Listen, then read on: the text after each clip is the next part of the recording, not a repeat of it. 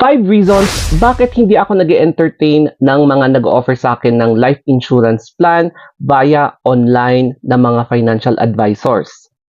Ito yung isang nag-offer sa akin, no? Good day. I am blank, Associate Unit Manager of blank. Ayan, for privacy, di ba? Just touching base with you. Hope all is well. I'd like to humbly ask, are you open to see our savings/investment options? Just taking chances lang, baka wala pa or gusto nyo dagdagan yung insurance nyo and retirement plans. I can help you to get it from blank. I'd be happy to share my knowledge about it. So thank you for taking the time to read this. I'm excited to be your future personal licensed financial advisor. O, di ba? Talaga, congratulations sa effort, na appreciate ko din. And meron ding isa.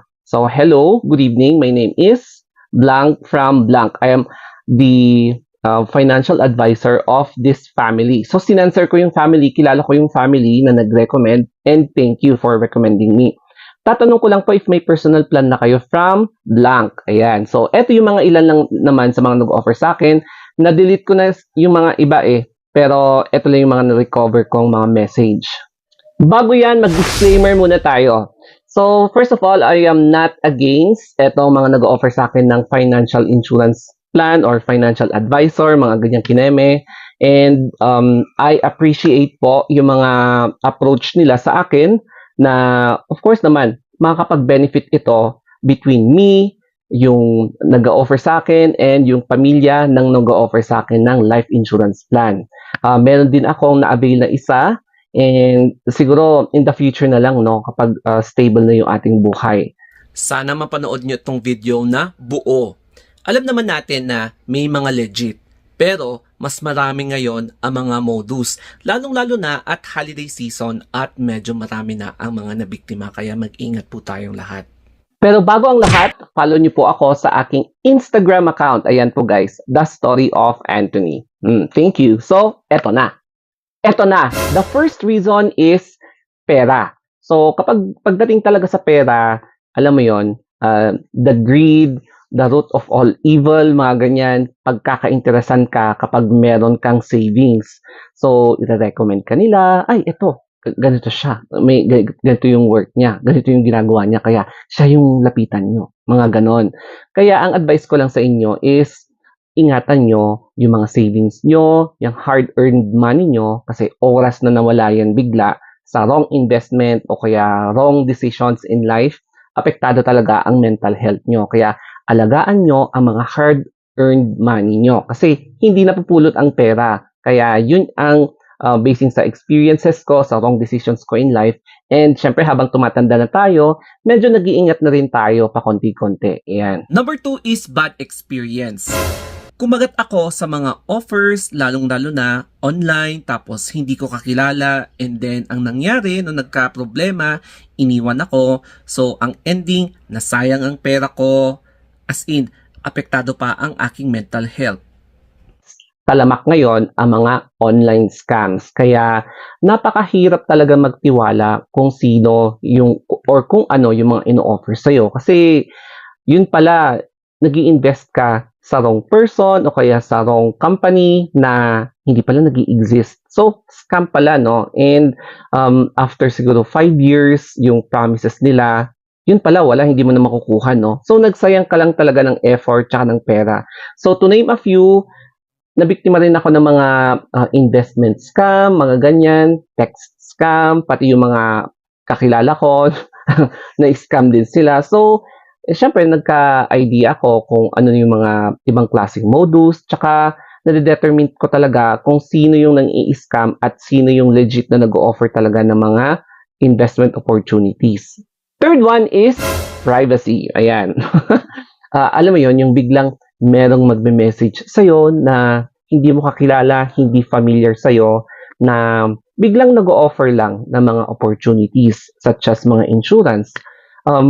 Again, hindi ako against sa mga insurance. Alam naman natin na legit. Kaya lang, yung iba kasi, yung the way they approach, simultaneous sila. Tapos yung iba, ang dami nila. Hindi lang iisa, dalawa, tatlo, apat, mga 5 sila. Tapos simultaneous silang nag-offer ng kung ano-ano sa'yo. And parang hindi ka na talaga nagiging comfortable. Kaya ang end result, binablock talaga silang lahat. Kasi nga, hindi familiar. And ang concern mo, sino kaya nagbigay sa kanila ng personal profile ko o kaya number ko? But hindi nila ako tinitigilan? Mga ganun na feeling, no? Kaya, yes, ito yung concern kasi parang naikalat kung sino ka, kung ano yung mga contact numbers mo. Kaya yung iba nagpapalit ng number at nagpapalit ng profile para maiwasan yung mga ganitong awkwardness.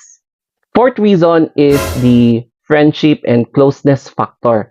Bakit importante to? Kasi mas maganda talaga na ang pagkatiwalaan mo sa pag-i-invest mo ng life insurance is yung, alam mo yun, yung kakilala mo talaga na kapag meron kang problema, aasikasuhin ka talaga nila. Hindi yung kainuman mo lang, yung ka-work mo lang, yung mga ganon na hindi kayo close. For me, basing from my experience, hindi ko naman nilalahat. Kasi meron akong experience na yung kainuman mo lang sa bar, and then nagtatrabaho siya sa company, and then nag-inquire ka lang regarding sa pagbili ng ticket, pag-booking ng ticket. Hindi ko lang nagustuhan yung pag-reply niya, sinisinsin ka lang niya, tapos one word reply, yung mga ganun na reply. Kaya I advise talaga na dapat ka-close mo yung mga friend mo. Kasi kapag may mga inquiries ka, talagang i-accommodate ka nila. Yun yung advice ko.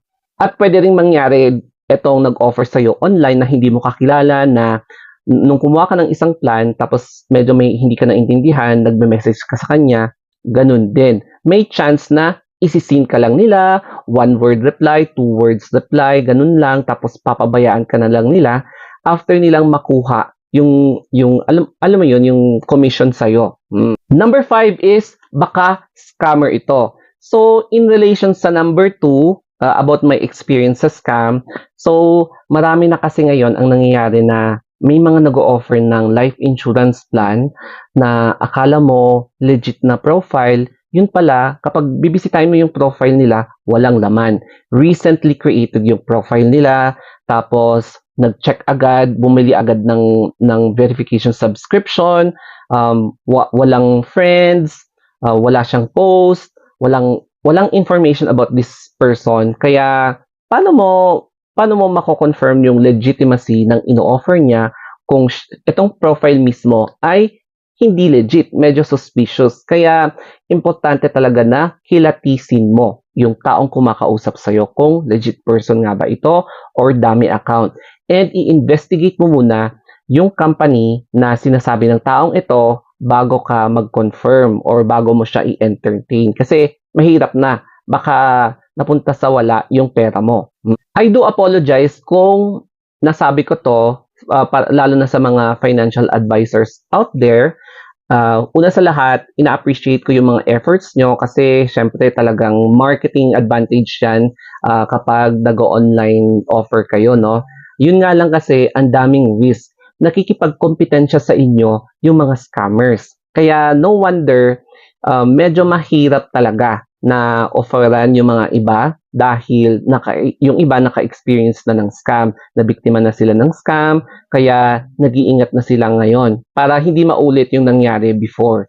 So yes, hindi talaga natin mabablame na nakikipagkompetensya talaga ang mga kawatan ngayon kasi digital world na ngayon, nag-upgrade na ang modus, kaya dapat talaga doble or triple ingat. At ingatan nyo din yung mga profile nyo para hindi siya nagkakalat online. Pero ako na content creator, expected na yun sa amin kasi yes, na-expose na yung mga information namin sa online.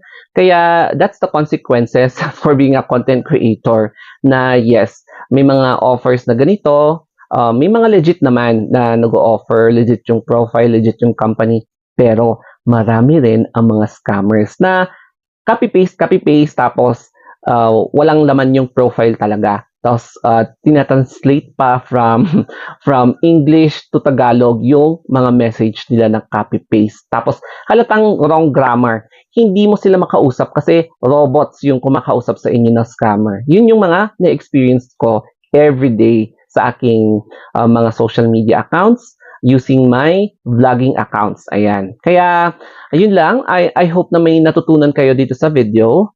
I hope na appreciate nyo rin kung bakit hindi ako nag-e-entertain ng mga online offers, especially sa mga tungkol sa pera. Ayan, kasi mahirap na. Mahirap masaktan ulit. Ayan. Okay, so that's it guys. Thank you and have a wonderful day.